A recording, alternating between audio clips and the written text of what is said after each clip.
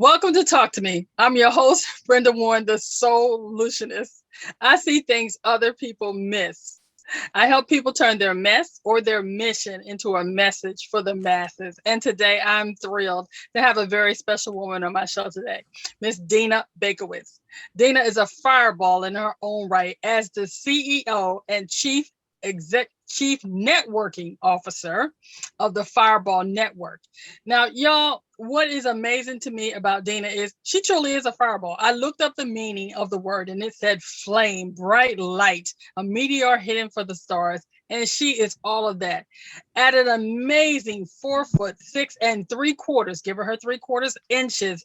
Ladies and gentlemen, she stands tall in the networking world. She is a master networker, connecting people all across the globe to be their best. She combines comedy with coaching. She is a speaker, a workshop webinar master. She does all of this to help you meet your goals with confidence, less stress, and lots of laughter. Ladies and gentlemen, she helped me this morning because this morning I'm not feeling my best. And Deena was able to just with her presence help me get on board to make this the interview that I have so been looking for. I'm thrilled to have Deena on the show. But before I let Deena begin to speak, I want to tell you a little bit that I learned about her just doing some research. I learned that she was born in Montreal, Canada, y'all. But back in October of 1999, she landed in New York, and ever since then, she has identified as a New Yorker. She moved to New York in December 1st on 1999 after landing a job. She has done so many different things. I kind of thought, what would someone look like if they were the child of Oprah Winfrey, um, Jimmy Kimmel, who else? Martha Stewart. I just, there were so many different things that she's done that I just combined all these people as her parents, and I go, bloop, this is Deena, because she is a serial entrepreneur, a serial business person that has worked in theater, pharmaceuticals, engineering, social work, marketing, real estate, commercial real estate, y'all. And I'm just like, how does this petite woman cast such a large shadow in all these different environments? Well, how does she do it? She does it by speaking 4.5 languages and coming from a long line of strong, fearless, fierce entrepreneur woman like her, women in her family, like her grandmother, who is Hungarian. So I am looking forward to hearing about all of this stuff wrapped up into what is amazingly Deena. Now, y'all better keep up because she is no joke. And I am so excited, Deena, to welcome you to Talk to Me. How are you today? Hi, Brenda. Oh my gosh, I want you as my publicist. You are the best hype woman ever. That's it. I'm done at this point. But I love how you said she's no joke, because joking around and humor and laughter is so much a part of my life. I've always been funny, but it never occurred to me to do stand-up comedy. I'm an actor, I'm a dancer, I'm a speaker, but doing stand-up it just never even occurred to me. And then by accident, by serendipity, fate, karma, I ended up in front of an open mic, and June 2018 did my very first open mic and got into stand-up comedy for fun. And then eventually I realized it just was part of my life and part of my work and part of how I serve other people. So like you said, we had this blooper reel moment when we were, pre-recording. And I love that. I love seeing people relax and connect through laughter and common shared experiences. And we all are the same in so many ways. Our fears, our hopes, our dreams, our insecurities, our desires. And to me, finding those connections between people and learning what makes one person tick and what scares somebody else is just the most exciting treasure hunt. Meeting people, to me, it's a treasure hunt. It's an adventure. It is for me as well, Deena. That's one of the things why I wanted to do Talk to Me, because I get to talk to so many different interesting people and find out what they do, why they do it, and how they do it. And one of the things that I loved as I began to research about you was your power in just and I'm trying to make sure I say the right words because I'm a little foggy today. Forgive that. But you come across as someone so genuine, so loving, and the laughter is always there, even when you're talking about serious subjects. Because I saw several different pieces that you were on, and I love the way you were able to bring humor even into hard situations. I know you are someone that believes women should be on the stage, that they should stand up and speak up, and I do as well. And I'd like you to talk about that for a little bit, because I discovered that you really weren't the type of person that wanted to be out in front in the beginning, because you were bullied because of your size and different things happened to you as a child. But now you can stand on a stage and command an audience in a way that a lot of people would be terrified to do. Could you talk about that a little bit, Deena? Sure. And I think it's a combination of figuring, if I analyze it, it's a combination of figuring out where we are comfortable and what makes us happy, and also pushing through things that we're scared of. Now, growing up as a kid, because I'm so tiny, I was teased and I was bullied and I was picked on, and I was always scared of physical violence. I was terrified of being rejected, insulted. I didn't like the attention I got because I was so noticeable everywhere I went. Like, I joke now, I was like, I would make a horrible spy. I showed up at a friend's in like a Halloween in a wig and a mask and in a costume. She's like, "Hi, Deena." I was like, "How did you know it was me?" She goes, "Really?" I was like, it was a kid's party maybe, but it was grown-ups. But that sense of self-consciousness, and we all have it. Everyone's self-conscious about something. We all have these memories of childhood or even adulthood where we were rejected or made fun of or didn't feel like we fit in. Mm-hmm. And so that stayed with me, where I didn't want to be noticed. I wanted to fit in and blend in, but that was never, ever, ever going to happen. And now I use the expression, like, why try to fit in when you were born to stand out?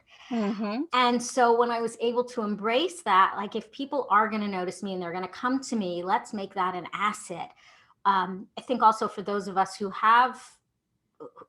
who've been through trauma, who felt excluded, we can take it in two ways. We can, lash out at others and be cruel, or we can be super empathetic.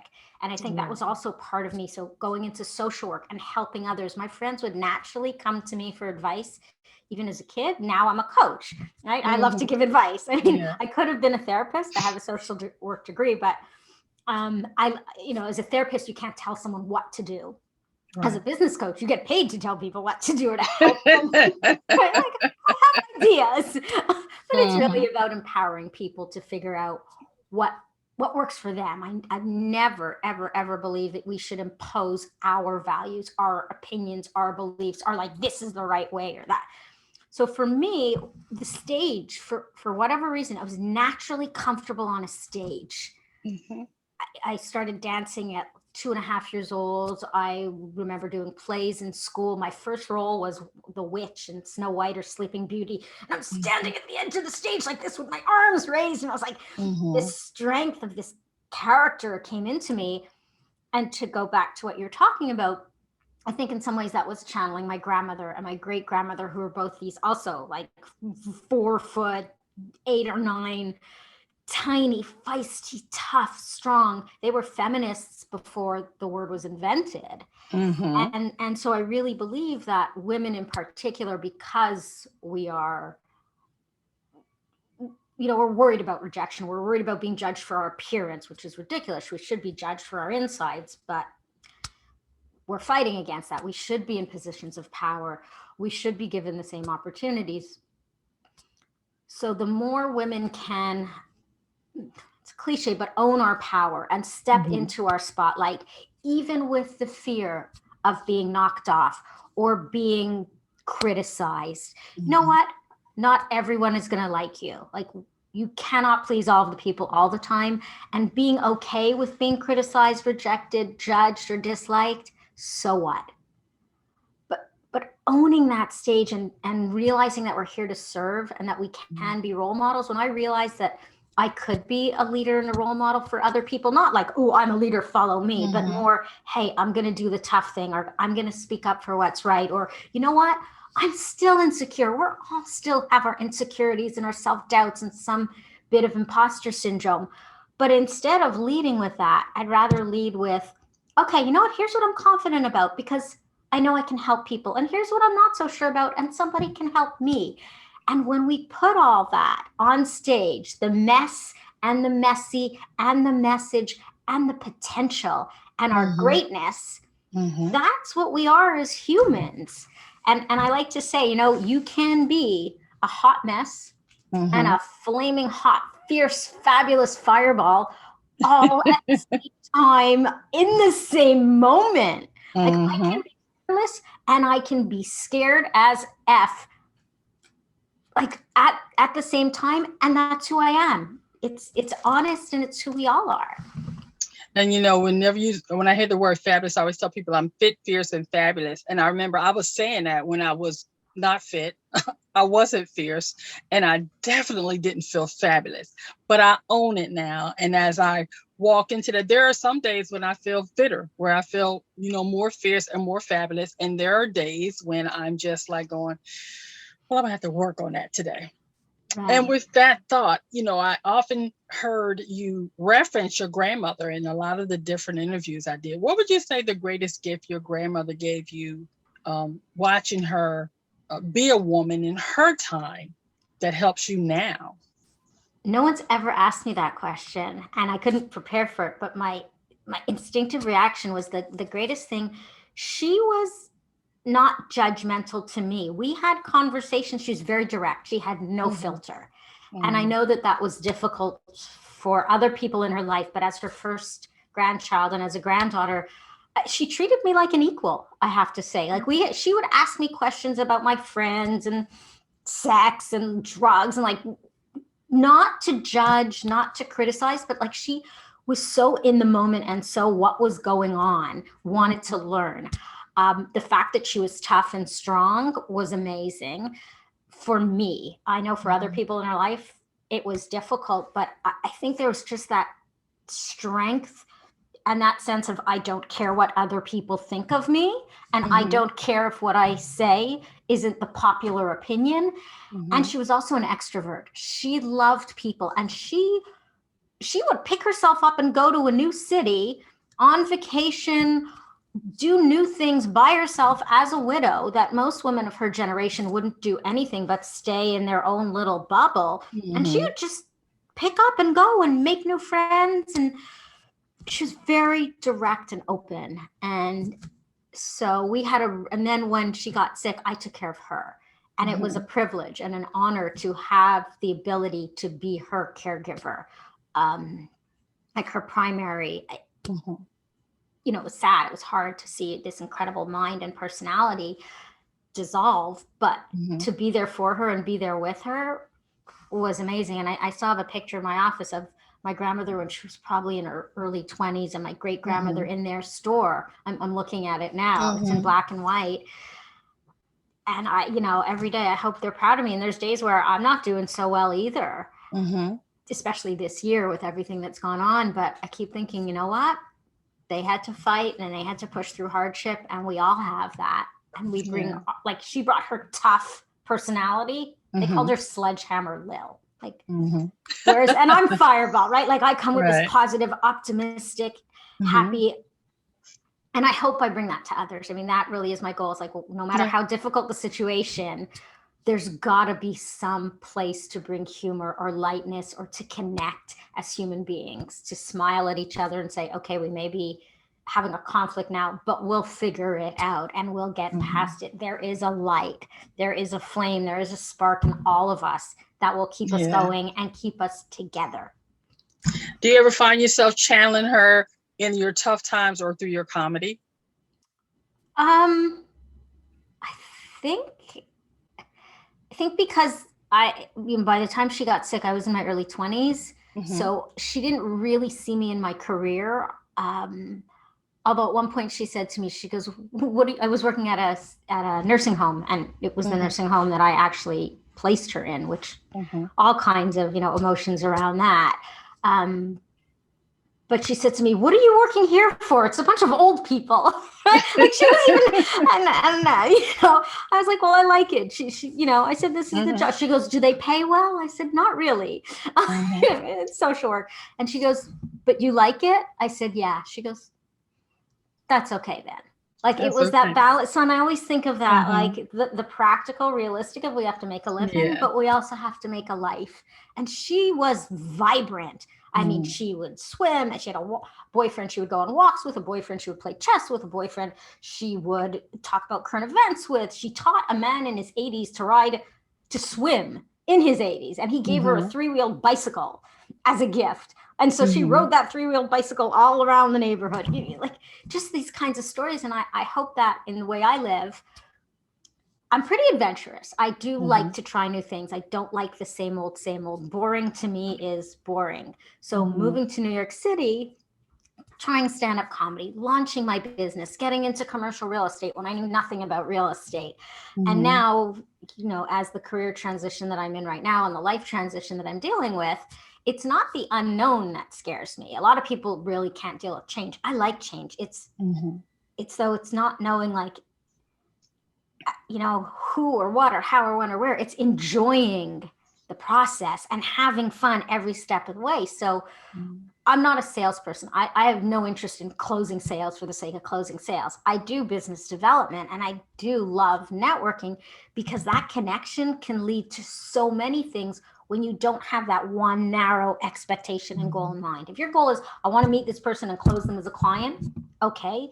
But if you're like, I want to meet this person and get to know them and see how we can help each other and build this relationship, and that to me is what networking and relationships and friendships and life should be about.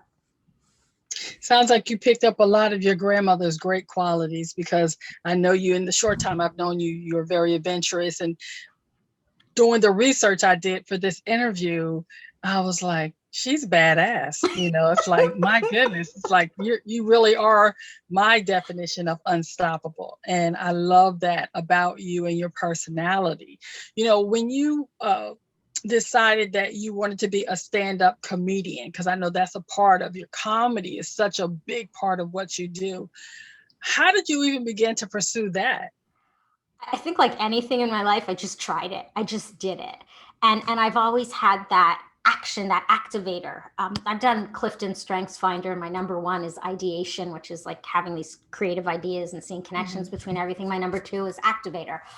I'm not happy to just sit around and talk. It's like, let's go. And I think that definitely came from my grandmother as well, because she was like, always doing things and busy. So for me, it's like, I want to try something.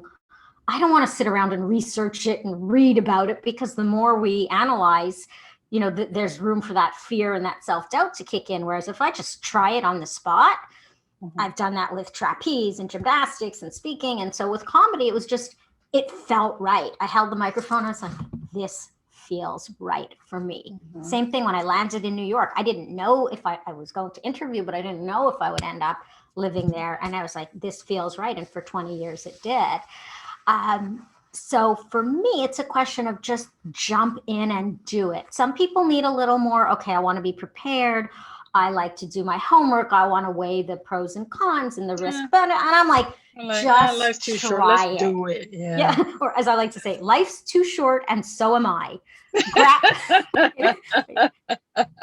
Grab us both while you still can. Oh, that's so cool. Deena, so now you're doing all of these different things, and then you go, okay, I'm gonna start a business. I'm gonna do the Fireball Network. How did that come about? Couple of different ways. I mean, with everything I've started, right? It's just been somebody made a suggestion to me. Same thing, commercial real estate. Someone said you should get into commercial real estate. You'd like it, and I was like, okay, I'll try it. Like I'm very suggestible, if that's the word, or impressionable. I was going to do marketing consulting, which I've done marketing consulting over the years. And this was in 2008, when everyone had lost their jobs because of 2008. And I was with a group of women and talking about how to find jobs and interviews. And we had at the time pink slip parties, which now would be networking events. And everyone was complaining, they're like, oh, I'm sending resumes out all day. I'm online. I was like, that's not how you find a job. You have to network. Oh, I hate networking events. Oh, it feels sleazy or icky. I'm like, here's how you do it. And I started going off of my little, let me teach you how to network. And the woman sitting across from me, who I'd met 15 minutes earlier at this lunch with 15 women that I'd helped organize with a woman I'd met a week before. Right? It's supposed to be 2 of us having lunch. Next thing I know, there's 15 of us. I've got a notebook. I'm doing follow-up items. She looks me straight in the eye and she goes, that's what you should do for a living. You should teach people how to network. And Fireball Network was born. And it was one of my bosses, a former boss when I was in social work, who named it. She gave me the nickname Fireball, and it stuck with me all those years. And I wanted network because it's about, it could be Fireball community, Fireball tribe, but for me, network because, and this is the next phase of my life and my career is, and you, Brenda, from talking to you last week in the short time that we spoke to each other, you inspired me and grounded me and motivated me and gave me, I don't know, the sense of like just faith. And I don't claim to be a person of faith. I'm spiritual. I grew up Jewish. It's part of my culture, but I struggle with that to a certain extent. I find people are my spirituality, if that makes sense. Like that's where I get my faith is from people. And so I'm going to be launching my TV show. You're like, and you said to me, just do it. Just do it. So I'm certainly pitching it to streaming networks, and I'm pitching it to producers and investors and advertisers and sponsors. But in the meantime, I'm going to be launching it. And the network part of Fireball Network, in the back of my mind 13 years ago, something I was like, network, TV network, film network. It was always there. And now it's coming out. And so I think that will be, I'll still do my coaching and consulting and workshops and speaking. But the next iteration of Fireball Network will be the TV show. Network. See, and I can see that little TV up in there because it's coming. And it's so exciting because the thing about you is that you just keep evolving but the thread that I see through it is your sense of humor, your sense of humanity, compassion, and love for people, and your genuine desire to connect people so that they can be the best they can be and do it while having fun. That's the part that makes you different. And that's why you stand tall among all the other people and why you stand out. Because, even when we started this thing, I definitely was not feeling my best, but I'm getting from your energy and I feel myself feeling better. I'm drawing from your strength, from your enthusiasm, from your joy. And I appreciate that because there's not a lot of people that can do that. And that's why people seek you out and want you to be a speaker. They want to come to your workshops. They want you to coach them to their next level. With all of that being said, can you give us, just for those people that are watching and I say, you know what, I really hate networking. I'm an introvert. I'm not good at this. I don't want to. Can you give them a tip for how they can become better at networking? Absolutely. And the first thing that you said is, I hear this a lot, I hate networking. So I'll start with that. Let's change our mindset and our attitude. Take away the word hate. And, you may be scared of it. You may not like it. You may be unsure of how to do it, but take out the word hate. Also, that hate is one of those 4-letter words, which I hate to use that word. I can say I don't like the word. I try not to use it. Networking really is about people connecting. It's not about whether you're an introvert or an extrovert. It's not about sales or job. Yes, networking is a tool to land clients, to find advertisers, to find guests, to find your next job. But it's really about the process and about people helping each other. So if you want to call it building long-term, meaningful, strategic relationships, that's just way too long to put in a title, like Fireball building long-term, strategic, meaningful. It's like Fireball Network. And the term has been around forever. So let's embrace it and use it. And the other thing I would say is start where you're at. Go where you're comfortable. If you're not comfortable in a room full of 5,000 people like I am, I was like, 5,000 strangers? Oh my gosh, I'm like in Disney World. This is Christmas for me, right? Like all these people to meet. But if that's not your thing, find out your thing. One person, one-on-one, on a Zoom, on a phone call, at a coffee, one relationship at a time. And time is also an important part of networking. Put the time into it. It's not going to happen at once. We can't go into networking with expecting instant gratification. And I'm not a patient person, I'll tell you. I kind of like instant gratification. I really do. But for me, the instant gratification of networking is just having a conversation with somebody new, getting to learn something about their life without expectations. Just go in without expectations, go in with an open mind, and also you do want to have a focus. So if you're networking for your job, you're networking for your work, which we are, have a goal or a focus for that particular conversation. Not the goal is I'm going to close this deal, but the goal is I want to find out XYZ, or I want to present one example of something I've done that this person might be interested in. And so rather than just this random, like, I don't know what to talk about, I don't know why I'm doing this, have a strategy, have a goal, and then let it go and keep an open mind and enjoy it and put the effort into it. Like, it's like planting seeds, right? It takes time, but the more you nurture, talk to it, give it water, right? It will, something will grow. It might be weeds, in which case, you planted the wrong seeds. Yes, I get that. Deena, what advice would you give your younger self? Oh my gosh. There was a couple of outfits I think I would have, might want to rethink that look. At one point I used to wear high-necked white lace blouses and long skirts. I looked like something out of the 1800s, and this was in the 90s. Okay. So maybe I would like rethink some of my fashion choices, but on a bigger level, I'm going to get real here. Okay, get real. I found out recently, I figured out that I have ADHD, that I've had it my entire life, and it explains so much. And that's part of embracing who we are. It's not a bad thing. It's part of my brand. We're having a rebrand. Okay. But I would say to my younger self, all the stuff that we struggled with and all the stigmas against therapy, I don't know that I would have listened to it, but to trust my gut, to, if I needed something, if I, go to therapy, first of all, fight for yourself.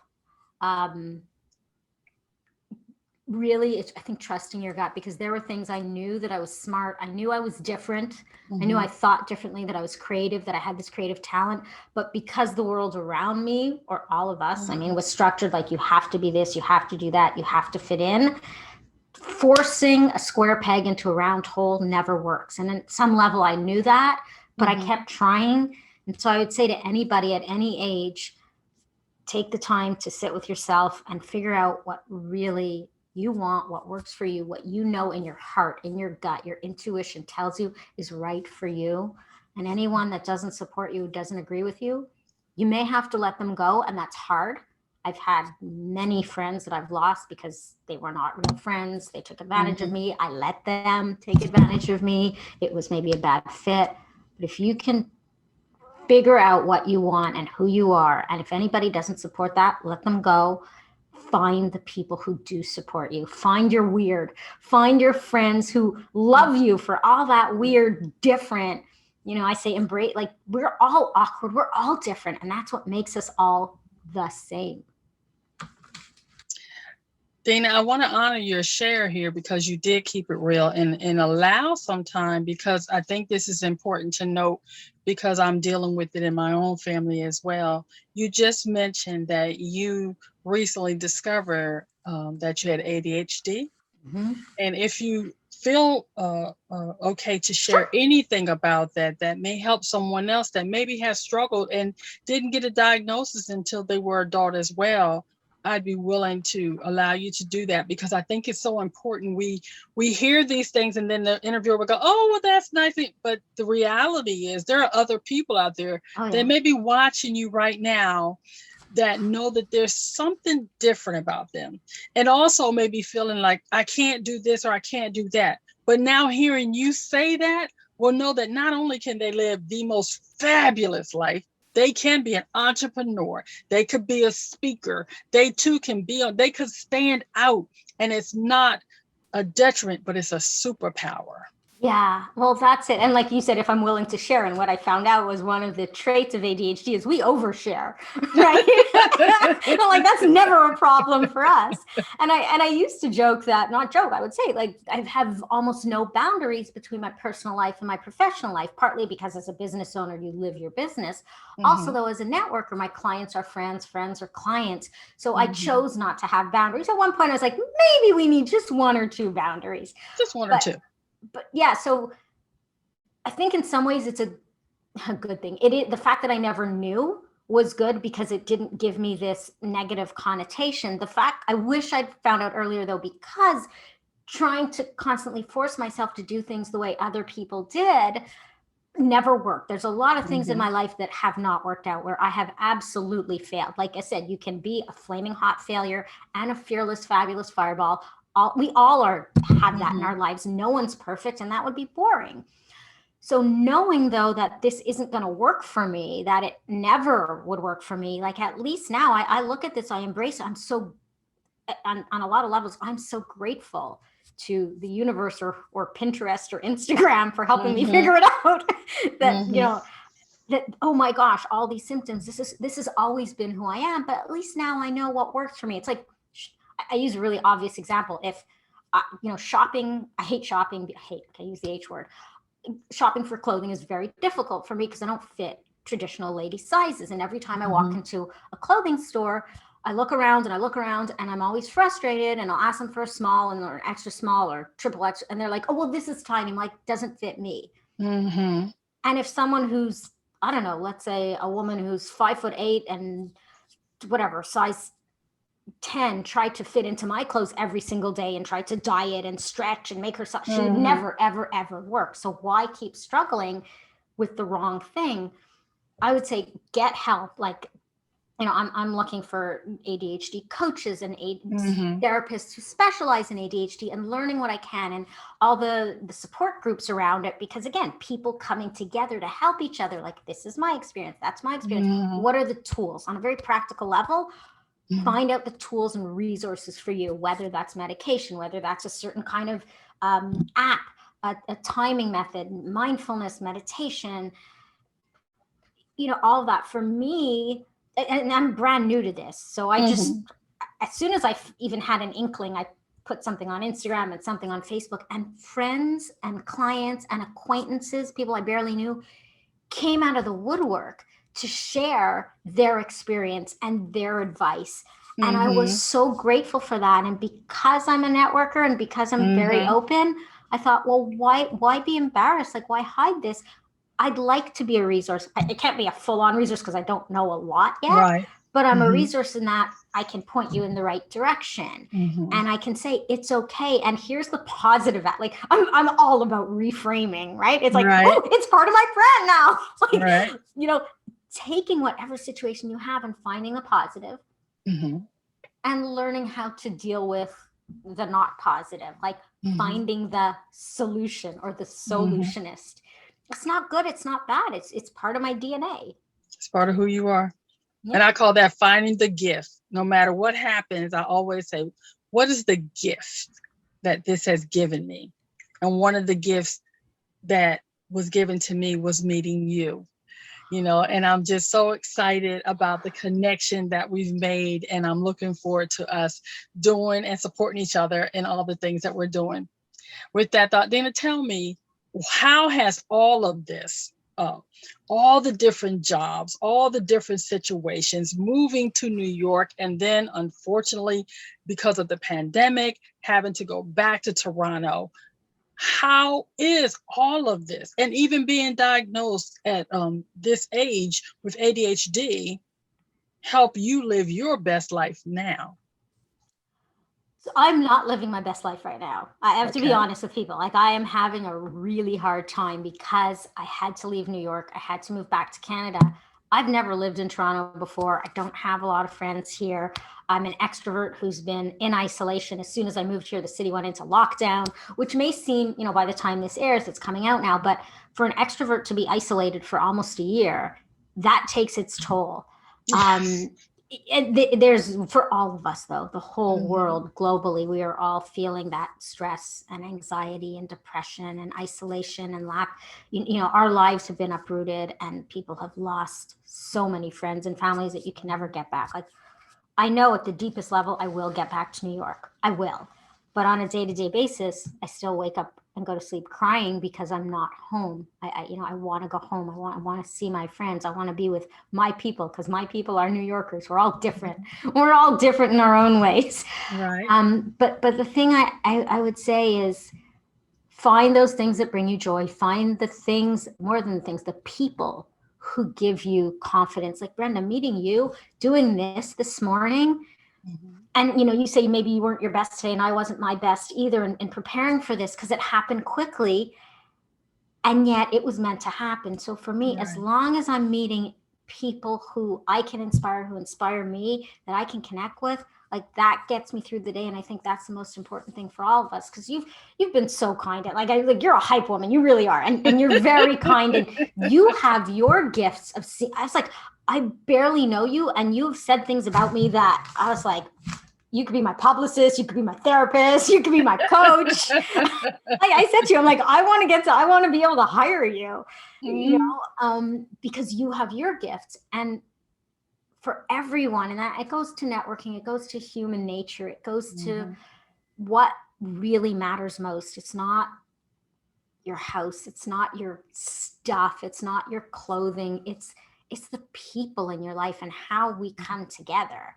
And so for me, living my best life is about surrounding myself with people that I care about, who care about me. We're there for each other, for the good, the bad, and the ugly.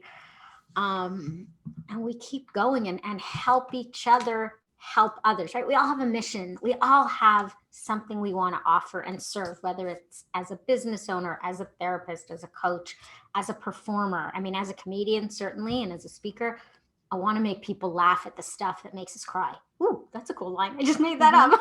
I want to make Gotta people write that laugh at the down. stuff that makes us cry. I tell people, like, don't quote other, like, I'm sorry, but don't quote old dead white rich guys. And Especially make up your women, own. stop quoting men. Make up your own quote. And mine is, you never know how the next person you meet might change your life, That or is how so true. you might change theirs. And That is Brenda, so like, true. meeting you has truly been life changing for me. I Oh, don't know I how feel the much. same about you, Dana. And I'm so glad that you were so real and honest about that you're not living your best life now. Because I Nope. ask people that question. That's usually how we wrap up our interviews, by asking that question. And I've never had anybody say, "I'm not living my best life now." I was like, going, so for a minute, I was like, "Whoa, wait a I'm minute." living my But worst life in but a lot of ways. I'm yeah, actually living but my worst life. what's good about that is it lets the people that watch you know that you really are genuine, that you keep it real. And that is one of the things that I really want to have on the show, because sometimes we're not living our best life. And because we talked about this before we started interview, today is not the best day for me. As someone that was diagnosed with PTSD back in 2011, people often see me on this show and I'm smiling, I'm happy. But today was really a struggle day. But I still wanted to do the interview, and I'm so glad that I did, because it helps me get outside of the depression and the negative stuff that tries to draw me down. Because sometimes we will put on the smile, we'll pretend like everything's okay. And then people don't know that there are times that you just are not at your level best. But I hope by doing this interview, what it shows people is that even when you are not at your best, that you can still function, you can still move forward, you can take a deep breath and enjoy the moment when you have somebody special that will take the time to talk to you. So, with that, I will ask everybody to think about this. If you are ready to tap in to networking, and what that would mean and look like for you means that you would change your mindset and get away from the word hate, like Dana said. Get away from that word. You're going to tap in and change your mindset so that you know that networking is possible, then I want you to announce that I'm going to do a networking event, and we're going to hold you accountable, because I want y'all to send some comments in the comment box and let us know that you network with at least 1 or 2 people this week after watching the show. I want you to prepare yourself so that you're prepared to network. That means write a list of 20 people that you would like to get connected with. You think big, and then think bigger than that. Last week, I actually reached out to Craig Cardone, to P. Diddy. Yeah, I went there. I said, can I interview you? They may never answer back, but I did it. And I want to interview Mr. Les Brown, Lisa Nichols. So I started reaching out because I'm determined to be a better networker. And then I want you to imagine what it would look like if what the people you met actually met with you. I imagine myself talking to my sister friend, Miss Lisa Nichols. I imagine myself talking to Miss Mamie Brown's baby boy, because I just can't wait to hear his voice. And then I want you to nurture that thought. And the way I nurture it is that I have pictures of them up. I listen to their audios. I watch their interviews. I go on Clubhouse and Instagram and LinkedIn, and I look at the things they're doing. So I'm nurturing that thought that I'm going to get it. That's how you tap in to what it is you want to get networking. And then the best part of the tap in is you go over there and you connect with the fireball herself and let her know that you're ready to be coached, that you're ready to attend one of her workshops, and that you're ready to stand in her presence as she combines her comedy genius to help you reach your goals with more confidence, with less stress, and a little bit of laughter. Could you do that for me? Tell me. I want to know. Deena, if you'll stand by right now, at this point in the show, we're going to thank a veteran. Ladies and gentlemen, have you ever wanted to thank a veteran? Well, here's your opportunity. Go to the website you see above my head, www.nevcc.org/projects, and thank a veteran. There's a little post there called the Basket Brigade. And there are 12 writing prompts, one for every month of the year. Just pick one, pick them all. Do one for every one of them. Write a word, write a sentence, write a paragraph, and tell a veteran, thank you. It won't cost you any money, just a little bit of time. And once you do that, Lisa Deshawn, the executive director of the New England Veterans Chamber of Commerce, and her staff will compile all those beautiful thank yous in an illustrated book that they will create. And on January 1st, 2022, some very lucky veterans will receive that book filled with thank yous in a gift basket full of goodies to say, thank you, we appreciate you. Thank you for your service. If you'd like to be a part of that, please go to www.nevcc.org/projects and thank a veteran. Deena, do you have any closing thoughts for the audience before we wrap this up? I'm going to thank a veteran. I'm going to thank you, Brenda. Thank you. For bringing your gifts to my day, to my life, to the world, to Clubhouse where we met. I would really like to thank you. And I think my clothing thoughts, rethink your fashion choices, ladies. No, that will not be my closing thought. Because you know what? At the end of the day, it doesn't matter what you're wearing. It doesn't matter whether your hair looks like, whether you have your nails done or your makeup on or off. It's really, call it networking, call it friendship, connect with another human being, learn from each other, and just enjoy that moment. Enjoy connecting with other human beings. And I would love to connect with you, with all of you. As your show says, Brenda, talk to me. Yeah. And how can they talk to you? Oh, they can talk to me by phone, by website, by email, all the socials. So my social media handle is Fireball Deena. On Twitter and Instagram and Clubhouse. And I'm on Facebook and LinkedIn, my full name, Deena Baikowitz. And yeah, I mean, go to the website, reach out to me. I'm not hard to find anymore. You know, I don't stand in backstage. I'm in the spotlight. I would love to talk to anyone out there and find ways to help each other. Well, we'll make sure we put all your information in the description box so people can reach out and talk to you. Well, ladies and gentlemen, that's another episode of Talk to Me. I hope you enjoyed this conversation. We kept it really real today, y'all, because sometimes you're not feeling your best. But even when you don't, when you have a fireball to ignite your fire, The sky's the limit. Remember, the choices you make today will be the reality you live tomorrow. Choose wisely. And I'm so glad I chose to do this interview. Be blessed, everyone. Thanks, Deena. Thank you.